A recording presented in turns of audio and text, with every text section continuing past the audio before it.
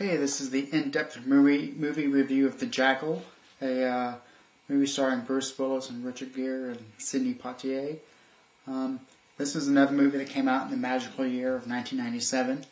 And again, it's another one of those movies that I like, that either people seem to hate it or really, really like it. The basic plotline of this movie is the Jackal is a ruthless killer.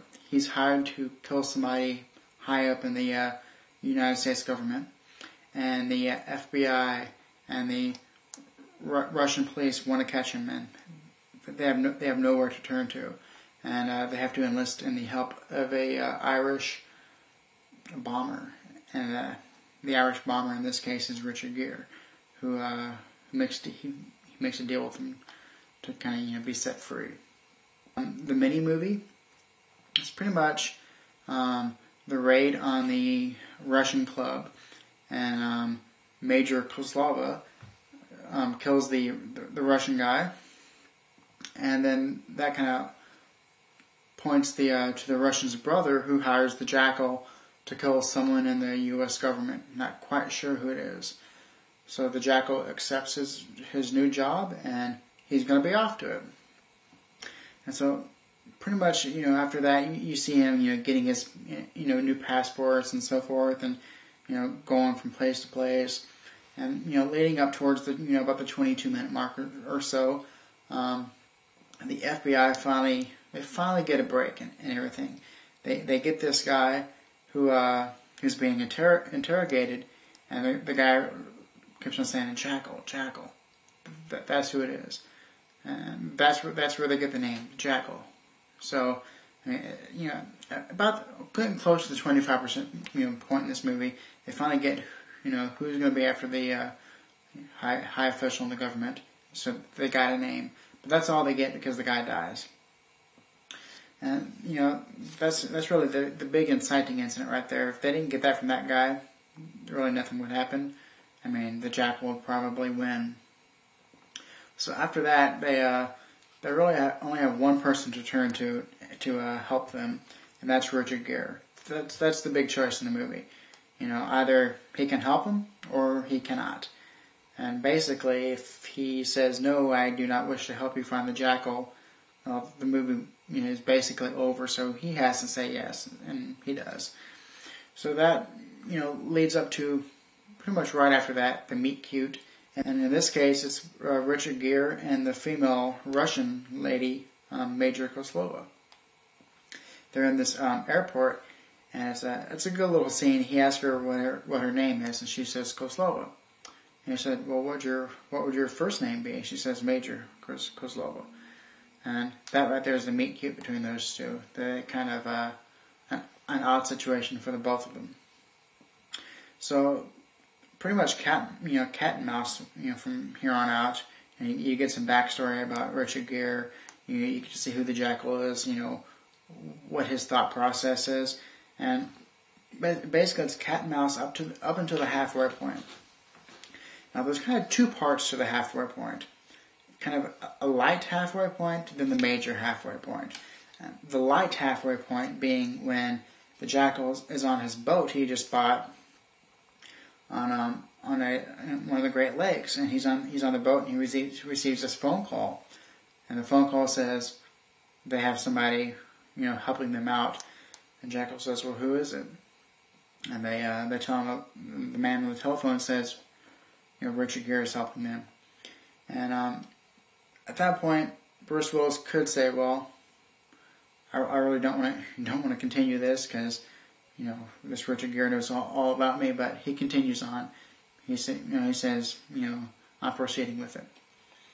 But about 5 minutes later, that's when really the major halfway point happens, and that's when the Jackal arrives in Chicago. He's getting off his boat, and the FBI are also at the pier, and Richard Gere's running along the decks, and he finally stops and sees the Jackal, and they share a nice moment of just looking at each other.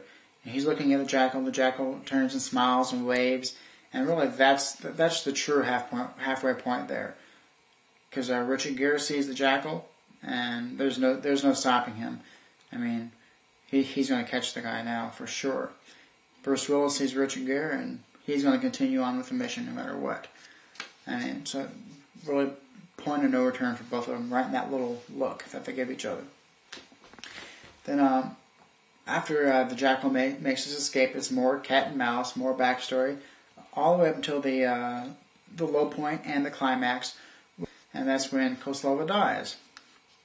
Basically, in that scene, I mean, it's not only an action scene with a great song, but she dies, and that's really the low point. And Richard Gere, she was kind of kept him going up until the point of him actually seeing the Jackal, and that was the relationship, and that was his real low point, and it was also the low point for the Jackal, because even though he kills kills the FBI and kills Koslova in that house, it's still his lowest point because he makes a mistake.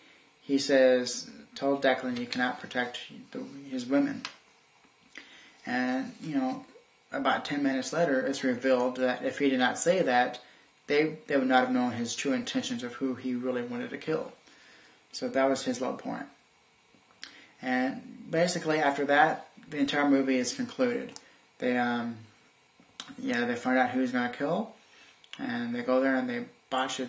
They botch it, and then there's a nice chase scene, and basically Richard Gere chases the Jackal through the subway, and they have a nice little shootout, and Jackal gets killed. And the backstory: Richard Gere's old girlfriend, saves the day, and basically their backstory, their problems with the Jackal that happened to them before are resolved. So that's basically what happens in the Jackal. Richard Gere at the very end, he's set free. He becomes the free man like he is, and you learn that he's not such a bad guy after all.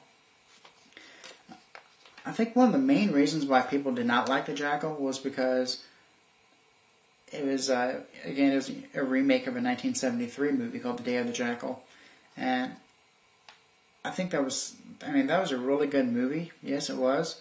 I still like this movie better than the older one, but it's a really good movie, and I don't think people, when they watched the Jackal, I think they wanted it to be like the old movie, but it wasn't. So that they felt like this was trying to live up to the older movie, which it was really not. This is kind of the basic storyline of the older movie. There's some definite scenes in it that are like the older movie, like when Bruce Willis pretends to be gay. Also, when Bruce Willis tries to shoot the pumpkin. There's similar scenes, but the entire storyline there's lots of differences. So I kind of hold this movie in its own. And I think if you take a look at as its own movie, it's really, really good. And pretty much, there's really nothing bad about this movie at all. There's a few mistakes here and there, but for the most part, this movie asks a lot of why questions and barely answers any of them, and that's what I like about it. You have to sit there and actually watch it and pay attention to it. And another one of the things why I really like this movie is, and this is another one of those movies where the music I really, really like.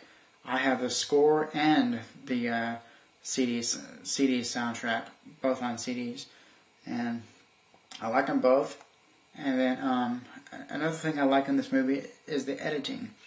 It's kind of telling two stories: everything the Jackal does, and then everything the FBI does. And I really like it because there are so many dissolves in this movie. It's unbelievable. Almost every scene is dissolved into the next one. So, if you've never seen this movie, definitely get it. If you like, cat and mouse, if you like, assassination type movies, this is a definite must get. If you did not like this movie the very first time you watch it, try catching it again, because I bet you'll like it again, better each viewing. So that's it for the in-depth movie review of The Jackal, and tell me what you think.